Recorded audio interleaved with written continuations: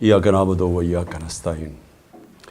میرے پاکستانیوں، آج میں نے فیصلہ کیا اس بڑے اہم موقع پہ آپ سے بات کرنے کا، کیونکہ ہمارا ملک وہ اس موڑ پہ اللہ نے لا کے کھڑا کر دیا ہے ہمارے اعمال کی وجہ سے کہ اگر ہم اب صحیح فیصلے نہیں کریں گے تو وہ اپنی تباہی کے راستے پہ نکل جائے گا۔ میں بار بار لوگوں کو یاد کراتا ہوں کہ نماز میں ہم صرف اللہ سے ایک چیز مانگتے ہیں کہ اللہ ان کے راستے پہ لگا جن کو تو نے نعمتیں بخشی، ان کے نہیں جو اپنی تباہی کے راستے پہ نکل گئے۔ قوم بھی آج ادھر کھڑی ہوئی ہے، ایک فیصلہ کن موڑ پہ کھڑی ہے۔ ڈیفائننگ مومنٹس ہیں پاکستان کے۔ ایک قوم کامیاب ہوتی ہے یا نہیں ہوتی، اس کی بنیاد رکھی جاتی ہے انصاف پہ۔ رول آف لا انگریزی میں اسے کہتے ہیں، قانون کی حکمرانی کہتے ہیں۔ سب انسان جس معاشرے میں قانون کے سامنے ایک برابر ہوتے ہیں وہ قومیں اوپر چلی جاتی ہیں۔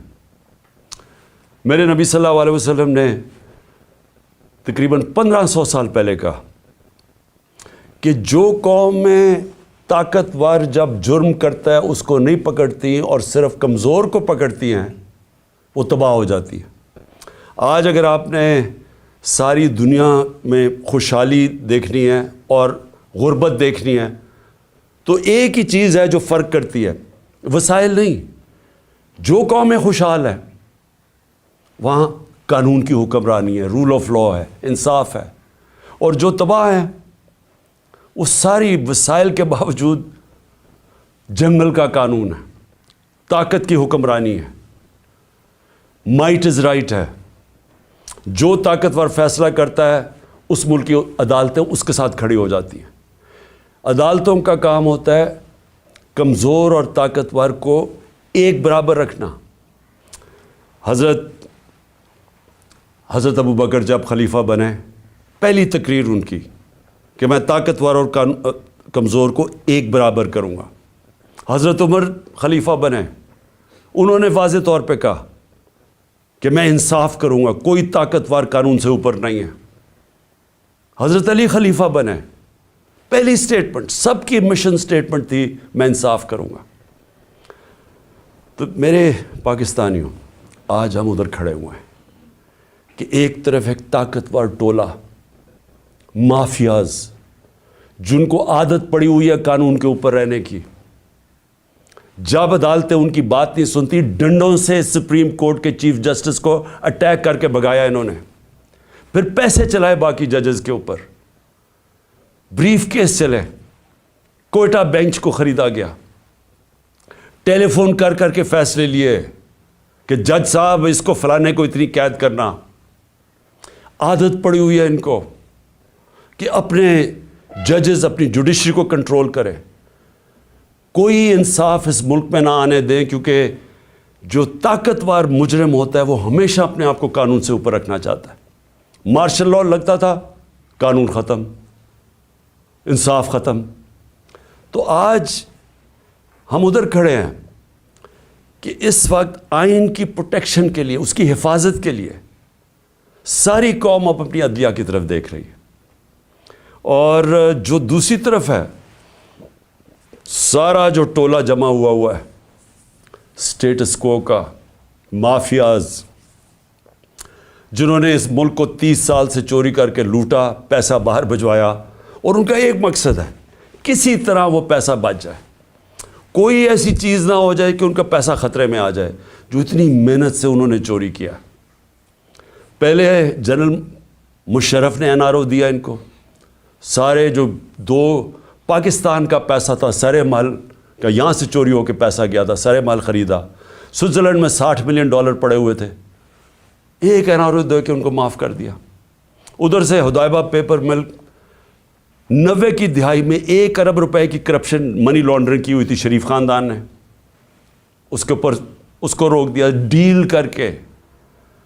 کوئی جنرل مشرف یا کسی جنرل کو اختیار ہی نہیں دیا ہوا، کوئی آئین اختیار نہیں دیتا کہ آپ قوم کا پیسہ، کرپشن قوم کا پیسہ ہوتا ہے، گھر میں چوری ہوتی ہے تو میرا پیسہ ہے، میں معاف کر دوں، لیکن قوم کی چوری کا پیسہ کوئی معاف نہیں کر سکتا.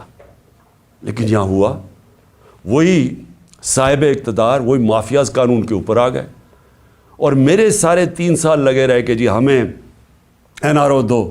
جب وہ بلیک میل کر رہے ہیں کہ جی این آر او دو، اور بدقسمتی سے ان کو این آر او ملا.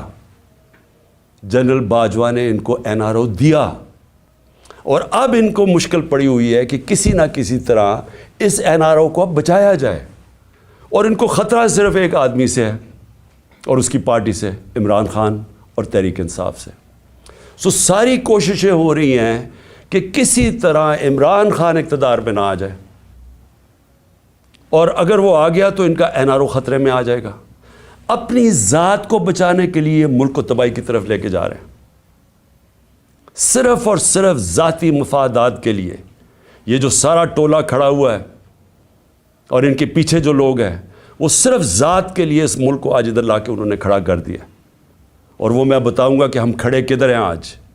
مجھے افسوس سے کہنا پڑتا ہے کہ ہمیں پتہ تھا یہ ہونا ہے. یہ ساروں کو نظر آ رہا تھا کہ یہ آئیں گے، ان کا کوئی مقصد پاکستان کی بہتری نہیں ہے. نہیں تو 30 سال ان دونوں خاندانوں نے باریاں لی ہیں، پاکستان تو بنگلہ دیش کے بھی پیچھے چلا گیا. تو اب انہوں نے کیسے ٹھیک کرنا تھا؟ تو سب کو پتہ تھا یہ کیوں آ رہے ہیں، اور ان کو اوپر جب مسلط کیا گیا، اور اس کے اوپر میں بعد میں آتا ہوں. تو میں آج پہلے تو اپنی عدلیہ کو اپنی قوم کی طرف سے خراج تحسین پیش کرتا ہوں کہ ہماری ساری امیدیں اب پاکستان کی عدلیہ سے.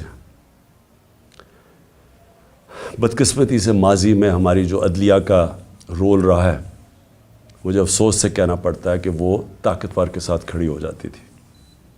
انہوں نے کمزور کا ساتھ نہیں دیا. انہوں نے ہمیشہ وہ جو نظریہ ضرورت، ڈاکٹرن آف نیسیسٹی، اس کے تحت انہوں نے بدقسمتی سے ہماری جمہوریت کو بھی نقصان پہنچایا. کہ جدھر رول آف لاء نہیں ہے، جدھر قانون کی حکمرانی نہیں ہے، وہاں جمہوریت نہیں ہے. کوئی یہ نہ سمجھے کہ جدھر جنگل کا قانون ہے وہاں جمہوریت آئے گی. ہو ہی نہیں سکتا. الیکشن تو ساری دنیا میں ہوتے ہیں. کون سے ڈکٹیٹر نے الیکشن کروائے؟ کون سی ڈیولپنگ دنیا میں الیکشنز نہیں ہوئے؟ لیکن جمہوریت نہیں ہے وہاں. کیونکہ جمہوریت تو آتی تب ہے جب رول آف لاء ہو، اور رول آف لاء آنے ہی نہیں دیا یہاں. مارشل لاء لگتا تھا، ویسے ہی ڈاکٹرن آف نیسیسٹی، نظریہ ضرورت آ جاتی تھی. اور نہیں تو جب یہ دو جماعتیں آئی ہیں، انہوں نے اپنے آپ کو قانون کے اوپر رکھنا تھا، تو انہوں نے بھی عدلیہ کے نظام کو چینج کیا. جو ڈنڈے مار کے چیف جسٹس سجاد علی شاہ کو اس کے اٹیک کیا سپریم کورٹ کو، وہ ایک جمہوری حکومت نے کیا تھا، مارشل لاء نے نہیں کیا. ان کو اتنا خوف تھا آزاد عدلیہ سے، کیونکہ یہ جب چوری کرتے ہیں تو یہ دیکھ ہی نہیں سکتے کہ اس ملک کی عدلیہ آزاد ہو جائے، کیونکہ چوری پکڑی جائے گی. اور وہی سجاد علی شاہ کر رہے تھے، جسٹس سجاد علی شاہ. اور انہوں نے اس کو اٹیک کر کے ہٹایا گیا. ججز خریدے، بغاوت کروائی سپریم کورٹ میں، صرف اپنی چوری بچانے کے لیے. اور آج بھی ہم وہاں کھڑے ہیں کہ یہ پورا ہماری عدلیہ کے اوپر زور لگا رہے ہیں. ہر قسم کا اب یہ بلیک میل کریں گے. ہر قسم کی ان کی ایک ہی کوشش ہوگی کہ پاکستان کی عدلیہ پھر ان طاقتور کا، ان چوروں کا ساتھ دے. اور اس کے لیے یہ بلیک میل کر رہے ہیں. اور ہر قسم کی، میں اپنی قوم کو کہنا چاہتا ہوں، تیاری کریں آپ. انہوں نے ہر قسم کا پریشر ڈالنا ہے عدلیہ پہ، جو انہوں نے ماضی میں کیا ہے. اور انہوں نے ہر قسم کی کوشش کرنی ہے کہ پاکستان کا آئین جو واضح طریقے سے کہتا ہے کہ 90 دن کے آگے الیکشن نہیں جا سکتی. 90 دن کے بعد یہ 2 کیئر ٹیکر گورنمنٹس، ان کے اوپر وائلیشن ہوگی آئین کی. ان کے اوپر یہ بالکل ان کا جو 900 کے ایک دن کے بعد، 90 کے ایک دن کے بعد، 90 دنوں کے بعد، ایک دن کے بعد یہ حکومتیں غیر آئینی ہو جائیں گی. ان کے کوئی آرڈرز نہیں سننے چاہیے کسی بھی بیوروکریٹس کو، کسی پولیس والے کو، کیونکہ قانون ان کو، آئین ان کو اجازت نہیں دیتا. تو جو اس ملک کی، میں قوم کو صرف آج سب سے پہلے تو یہ بتانا چاہتا ہوں کہ اپنی عدلیہ کے ساتھ ہم نے کھڑے ہونا ہے. ان کو ہماری ضرورت پڑے گی کیونکہ ابھی سے ہی ان کے خلاف سٹیٹمنٹس آنی شروع ہو گئی ہیں. ان کو پریشر ڈالنے کی کوشش کی گئی ہے. جبکہ آئین واضح ہے اس کے باوجود یہ کہنا یہ کوشش کر رہے ہیں. اور یہ جو 2 مافیا فیملیز اس ملک کے اوپر مسلط ہوئی ہیں, یہ سارا وقت ان کا یہ نہیں کہتی, ان کو شرم بھی نہیں آتی یہ کہتے ہوئے, یہ اصل میں یہ کہتے ہیں کہ ہم قانون سے اوپر ہیں. نواز شریف کہتے ہیں میرے سے بڑا ظلم ہوا ہے, مجھے نکالا گیا. 1.5 سال اس کے اوپر تفتیش کی گئی سپریم کورٹ, اس کے بعد JIT, اس کے بعد ثابت ہوا اس کی کرپشن کا کہ 4 لندن میں بڑے بڑے فلیٹ جو پینما کے انکشاف میں سامنے آئے تھے, جو کسی ہم نے نہیں نکالے.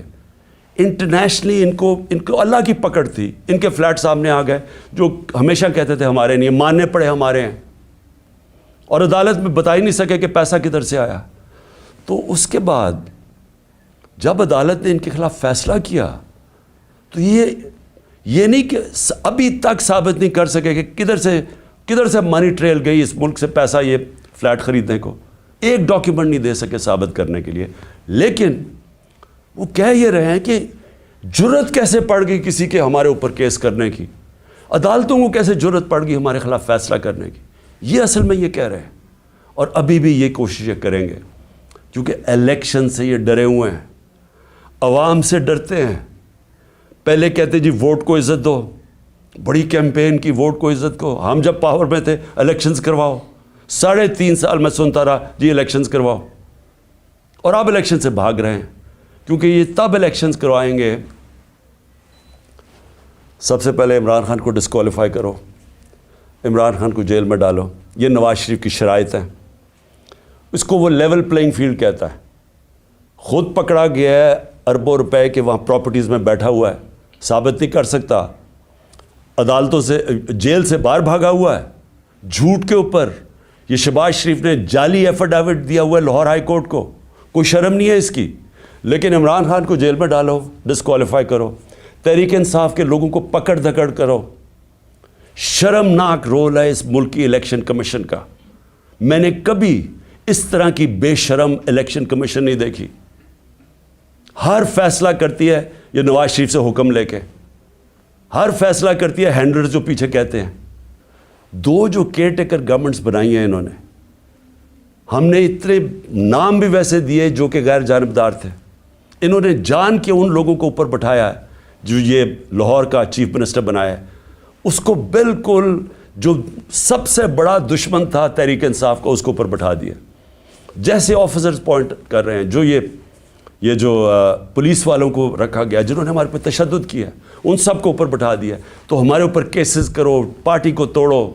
جب یہ سمجھیں گے کہ یہ بالکل گراؤنڈ تیار ہو گئی ہے ان کے لیے, تب یہ چاہتے ہیں الیکشن کرواؤ, اس لیے بھاگ رہے ہیں الیکشن سے.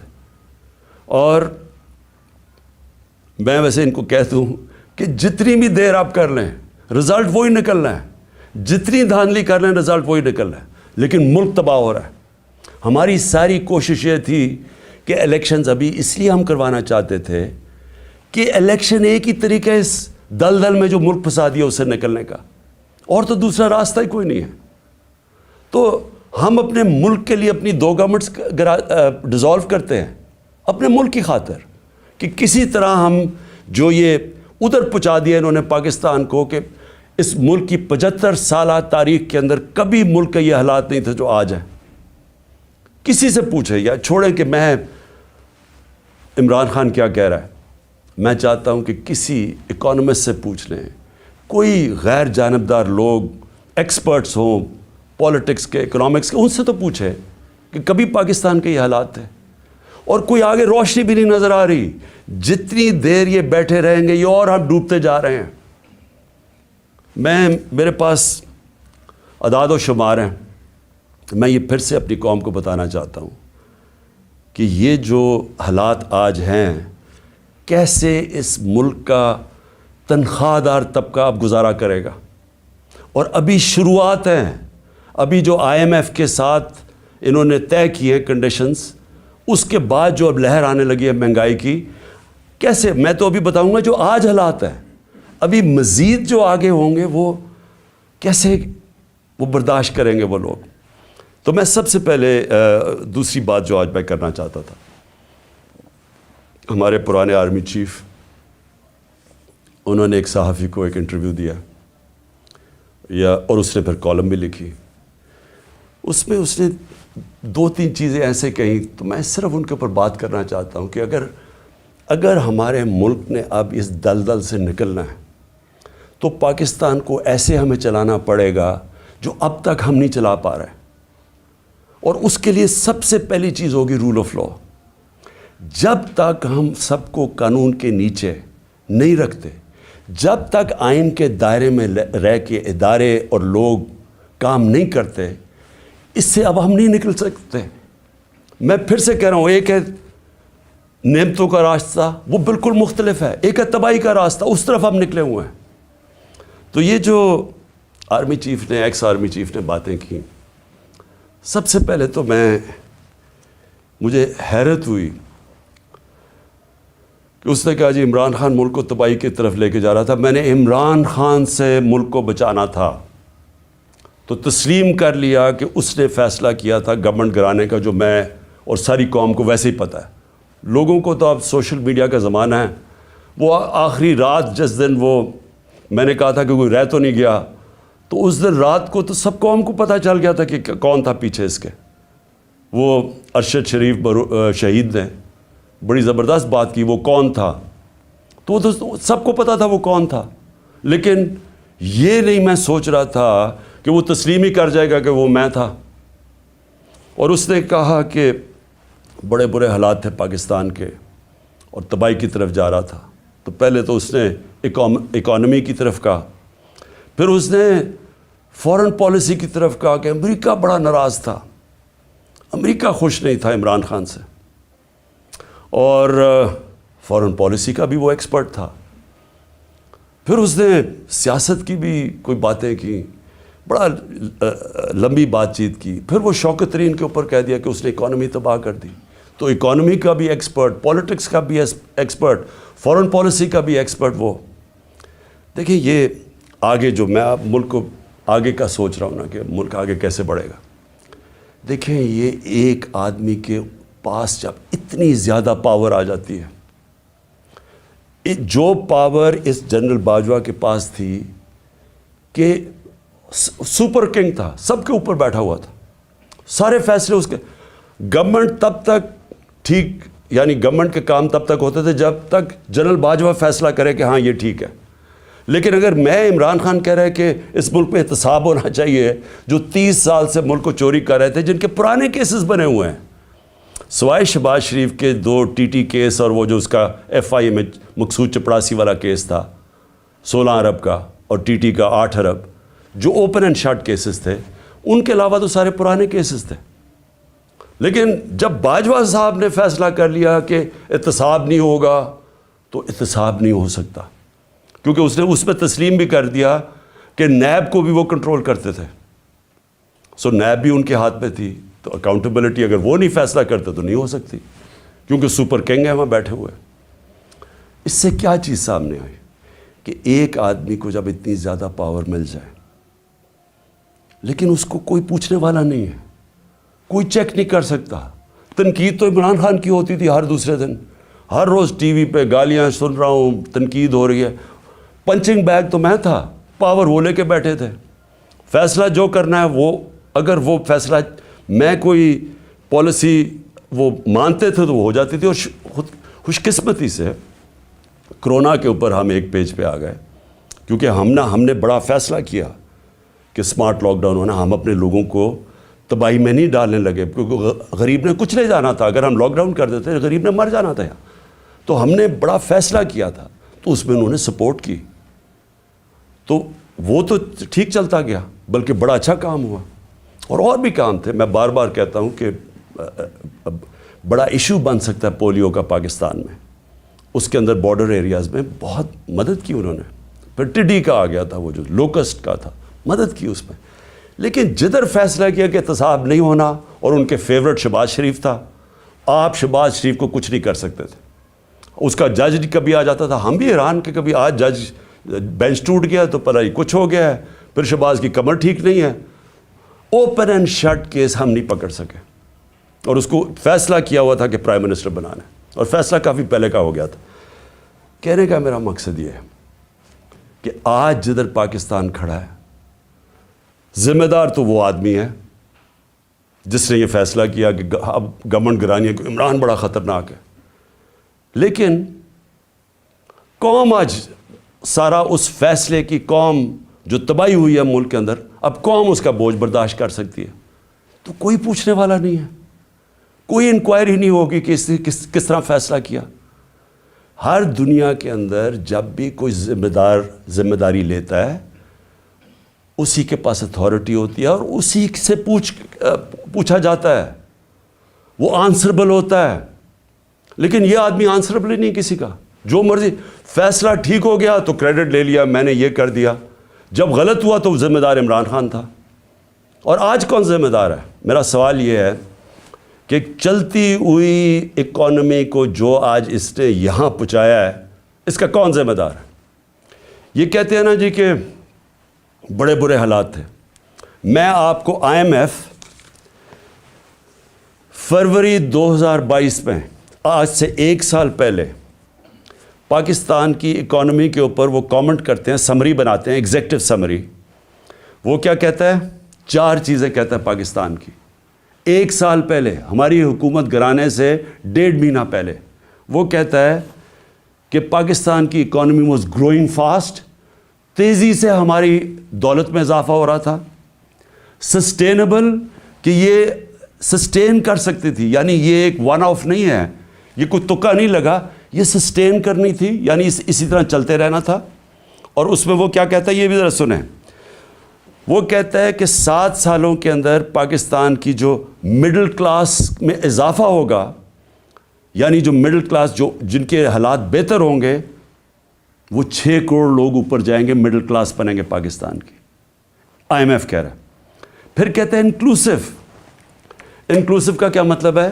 کہ صرف امیر نہیں ہو رہا، انہوں نے کہا کہ سارا آبادی اس کے اندر شامل تھی۔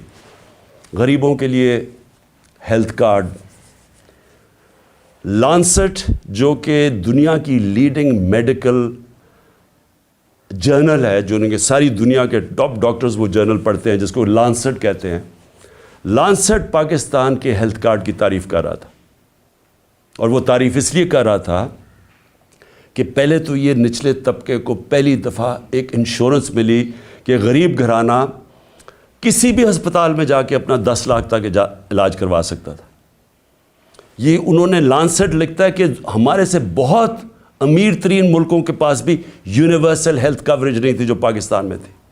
اور اس کا جو دوسرا کیا پہلو تھا کہ ہمارے جو پرائیویٹ سیکٹر ہے، جو دیہاتوں میں نہیں جاتا، جو ہمارے گورنمنٹ ہاسپٹلز ہیں، وہاں دیہاتوں میں ڈسٹرکٹ ہاسپٹلز خالی پڑے ہوتے ہیں، ڈاکٹرز نہیں جاتے، نرسز نہیں جاتے، وہاں سارے بیچارے ادھر سے اٹھ کے لوگ آ جاتے ہیں ڈویژنل ہیڈ کوارٹرز یا بڑے شہروں میں۔ تو پہلی دفعہ پرائیویٹ سیکٹر دیہاتوں میں جا رہا تھا، انہوں نے چھوٹے چھوٹے ہاسپٹلز بنانے شروع کر دیے ہیلتھ کارڈ کی وجہ سے۔ تو ایک ہیلتھ کوریج کا نیٹ ورک بن رہا تھا پاکستان میں، جو کہ انہوں نے آ کے ختم کیا۔ اور کیوں کیا؟ کیونکہ وہ مریم کی وہ آڈیو لیکس، اس میں وہ کہتی ہے کہ عمران خان کو فائدہ نہ ہو جائے، اپنے تو کھانسی بھی ہو اور وہ زکام بھی ہو تو باہر چلے جاتے ہیں سارا ٹبر علاج کروانے کے لیے، تھوڑی سی چیز ہو پتہ چلتا ہے جی اب پھر لندن پہنچ گئے علاج کروانے کے لیے۔ اور کوئی ایسا دو دنیا میں صرف ملک ہیں جو کہ مریم بی بی کا صرف علاج ہو سکتا تھا، وہاں اور کوئی دنیا میں ہو ہی نہیں سکتا تھا۔ لیکن عام آدمی کا کبھی سوچا کہ غریب گھرانے کے اندر جب ایک بیماری آ جاتی ہے تو پتہ ہے کہ ان کے اوپر کیا گزرتی ہے؟ سارا خاندان غربت کی لکیر کے نیچے چلا جاتا ہے۔ یہ ساری ریسرچ شو کرتی ہے کہ ایک بڑی بیماری وہ لوگ جو غربت کی لکیر سے اوپر ہوتے ہیں، ایک بیماری ان کو نیچے لے جاتی ہے غربت کی لکیر سے۔ تو انہوں نے آ کے وہ ہیلتھ کارڈ ختم کیا، جو کہ ہمارا، جب وہ کہتے ہیں نا سسٹین، جب انکلوسیو کا مطلب ہوتا ہے کہ وہ ساری قوم کو لے کے، جب ملک میں دولت میں اضافہ ہو رہا ہے تو لوگوں کو بھی ساتھ ہم لے کے چل رہے تھے۔ پھر احساس پروگرام، دنیا نے ایکنالج کیا پاکستان کا احساس پروگرام جو نچلے طبقے کے لیے تھا۔ اور یہ اسٹینفرڈ یونیورسٹی, امریکن یونیورسٹی کی ریسرچ ہے کہ پاکستان ایک فلاحی ریاست کی طرف جا رہا تھا احساس پروگرام کی وجہ سے. ورلڈ بینک سب نے تعریفیں کی پاکستان کے احساس پروگرام, جو کہ انکلوسیو تھی. تو یہ IMF کہہ رہا ہے کہ پہلے تیزی سے بڑھ رہی ہے, پھر سسٹینیبل ہے, یعنی یہ چلتی جائے گی. اور انہوں نے کہا کہ 6 کروڑ لوگ اس میں آ جائیں گے مڈل کلاس میں اوپر. پھر وہ کہتا ہے انکلوسیو ہے, کہ وہ صرف ہم نے امیروں کا نہیں سوچا, نیچے سے بھی اٹھا رہے ہیں, جس میں کامیاب پاکستان بھی تھا, کامیاب جوان تھا نوکریاں دینے کے لیے. اور جاب رچ, کہ ہم روزگار پیدا کر رہے ہیں, یعنی ہم نوکریاں دے رہے تھے, امپلائمنٹ بڑھ رہی تھی پاکستان میں. فیصل آباد جیسی جگہ میں, جدھر ہم جب 2018 میں آئے تھے تو لوگ اپنی فیکٹریاں بیچ کے ان کو ہاؤسنگ اسٹیٹ بنا رہے تھے, وہاں فیکٹریاں بند ہو رہی تھی. ہمارے دور میں 2022 کے اندر ٹیکسٹائل سیکٹر کہہ رہا تھا کہ ہمارے پاس مزدور کم پڑ گئے, ہمیں باہر سے مزدور لانے پڑتے. اور آج جا کے ذرا فیصل آباد میں پوچھیں کہ حالات کیا بے روزگاری کے. تو میں اب اس کے بعد صرف 2-3 اور چیزیں کہنا چاہتا ہوں, اور میں یہ اس لیے کہنا چاہتا ہوں کہ یہ ملک کو بچا رہے تھے. جنرل باجوہ عمران خان کو ملک سے بچا رہے تھے, تباہی سے بچا رہے تھے. تو یہ ذرا تباہی کا ذرا میں صرف قوم کے سامنے رکھنا چاہتا ہوں کہ 10 مہینے کے اندر کیا ہوا ہے پاکستان میں. جو اس ملک کے اندر مہنگائی ہوئی ہے, انفلیشن ہوئی ہے. اگر آپ کے ایک نچلے طبقے کے خاندان کے پاس اگر 30,000 روپے ان کی آمدنی تھی, اگر 30,000 آمدنی تھی پچھلے سال کی اپریل میں, آج اس کی خریدنے کی کیپیسٹی کہ وہ کتنی چیزیں خرید سکتا ہے, وہ رہ گئی ہے 20,000. اور لوگوں کی آمدنی سے 10,000 30,000 میں 10,000 روپیہ غائب ہو گیا مہنگائی کی وجہ سے. اور وہ کیوں ہے, میں ذرا پھر سے لوگوں کو بتانا چاہتا ہوں کہ وہ ملک کو جو بچایا جا رہا تھا عمران خان سے, وہ ذرا دیکھیں کہ بچا کے کیا کیا ملک کے ساتھ. اور ابھی IMF کی جو اگریمنٹ ہوئی ہے, یہ مہنگائی ابھی آنی ہے مزید, جو روپیہ گرا ہے اس کی اور مہنگائی آنی ہے. لیکن ابھی تک جو مہنگائی ہے, میں صرف اپریل سے اب تک آپ کو بتا دوں. آٹا, بنیادی چیز جو ایک انسان استعمال کرتا ہے, عام آدمی, 1170 روپیہ تھا 20 kg آٹا ہمارے دور پہ. آج وہ چلا گیا 2400 پہ, دگنا ہو گیا.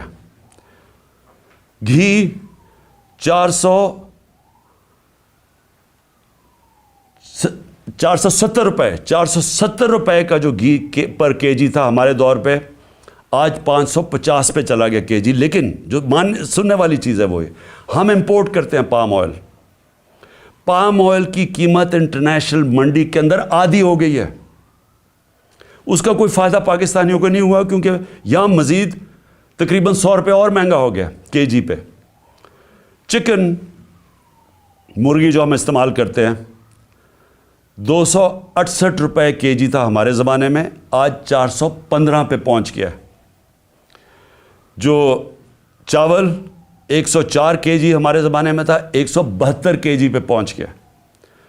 پیاز, جو عام آدمی پیاز اور روٹی کھانے والے لوگ ہیں, 62 روپے کلو تھا پیاز, آج پہنچ گیا 225 روپے کلو. دودھ, جو بچوں کے لیے بہت ضروری ہوتا ہے, بچوں کی ہڈیوں کے لیے, 117 روپے لیٹر تھا, آج 153 روپے لیٹر پہنچ گیا. جو عام آدمی استعمال کرتا ہے, کیونکہ گیس صرف جو پہنچائی جاتی ہے گھروں میں, وہ صرف 27% گھروں میں گیس پہنچائی جاتی ہے پائپ کے ذریعے, باقی لوگ سلنڈر استعمال کرتے ہیں. تو جو ہمارے زمانے میں 2470 روپے سلنڈر تھا, 2470 روپے کا سلنڈر, وہ آج 3400 روپے پہ پہنچ گیا, 3400 روپے پہ. بجلی 16 روپے یونٹ ہمارے دور میں تھا, آج 36 روپے یونٹ پہ پہنچ گئی ہے. پٹرول 150 روپے کا تھا, آج 250 روپے پہ پہنچ گیا. ڈیزل 145 روپے کا تھا, 263 روپے پہ پہنچ گیا. ڈالر, اور جس کی وجہ سے بہت جو مہنگائی آ رہی ہے, 178 روپے ڈالر تھا ہمارے دور میں, آج 270 پہ پہنچ گیا. اور اس کا ابھی ایفیکٹ آنے والا ہے. میں اس لیے بھی آج یہ اپنی قوم سے کہنا چاہتا ہوں کہ دیکھیں آگے جس طرح ملک چلے گا، بند کمروں میں ایک آدمی فیصلہ کرے گا تو یہ نتیجہ ہوگا. اس کے پاس اتنی پاور ہے کہ وہ عقل کل بن گیا، ہر چیز کا وہ ہر فن مولا بن گیا. فارن پالیسی تو وہ جانتا ہے، اکانومی وہ سمجھتا ہے، شوکت ترین کے اوپر وہ کامنٹ کر سکتا ہے کہ جی وہ شوکت ترین نے یہ کیا تو وہ کیا. آپ کو پتہ کیا اکنامکس کا؟ اور آپ بتائیں نا کہ اب جو اکانومی پہنچی ہے آپ اس کے کون ذمہ دار ہیں؟ اور پھر پولیٹیکل سچویشن کے اوپر وہ بات کر رہا ہے کہ جی فلانے کو چیف منسٹر ہٹا دو تو اس کو لگا دو، جس کو لگا رہا ہے وہ لینڈ مافیا کا حصہ ہے انہیں اس کو لگا دو. فیصلے سب کر رہا ہے لیکن ذمہ داری کوئی نہیں ہے. ذمہ داری عمران خان کی ہے جو کہ پنچنگ بیگ بنا ہوا تھا. تو پہلے تو پاکستان نے جو آگے بڑھنا ہے یہ اس کے اوپر ہمیں سوچنا پڑے گا کہ ایسے ملک پاکستان یا کوئی اور ملک ایسے آگے نہیں چل سکتا، اور ساروں کو آئین کے بیچ میں رہ کے چلنا پڑے گا. اگر ہم نے اس ملک کو بچانا ہے ان حالات سے، تو یہ صرف کوئی اکانومی کا ماہر نہیں بچا سکتا. اوور آل جو پولیٹیکل اکانومی کہتے ہیں، اس ملک کی گورننس سسٹم کیسے ٹھیک کرنی ہے. سب سے بڑے جو ہمارے پاکستان کو جو اس دلدل سے نکال سکتے ہیں وہ اوورسیز پاکستانی. ابھی ہمیں بڑا فخر تھا، ترکی میں ہم پڑھ رہے تھے کہ ایک پاکستانی نے $30 ملین دیے، جو بڑے مشکل امتحان سے ہمارے ترک بھائی گزر رہے ہیں جدھر سے زلزلے کی وجہ سے. ایک پاکستانی نے $30 ملین دیے. تو سوچ لیں کہ پاکستانی جو باہر بیٹھے ہوئے ہیں ان کے پاس کس طرح کے وسائل ہیں. میں کئی ایسے پاکستانی جانتا ہوں.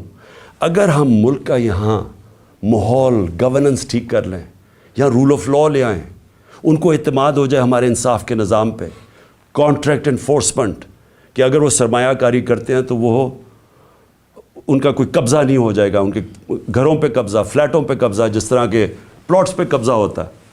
وہ اعتماد کی ضرورت ہے. اور جس وقت ہم نے اپنا نظام ٹھیک کر لیا وہ اپنی انویسٹمنٹ لے کے آئیں گے.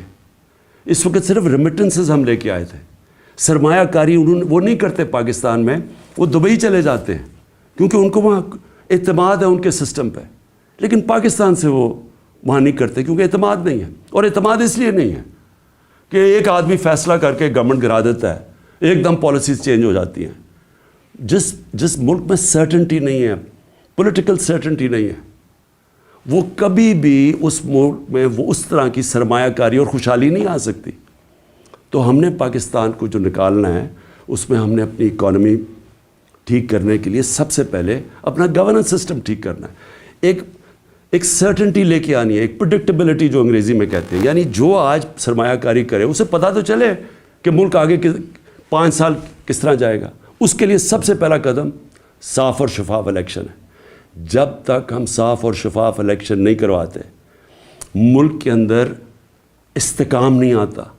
جب تک پولیٹیکل سٹیبلٹی نہیں آتی اکانومی سٹیبلائز نہیں کرتی. اور کوئی مجھے آج بتا دے کہ اس کے علاوہ کوئی حل ہے. ہمارا مسئلہ یہ ہے کہ ہمارا پالا پڑا ہوا ان لوگوں سے جو ملک کا نہیں سوچ رہے. ان کے پیسے باہر پڑے ہیں، ان کی اربوں ڈالر باہر پڑے ہیں.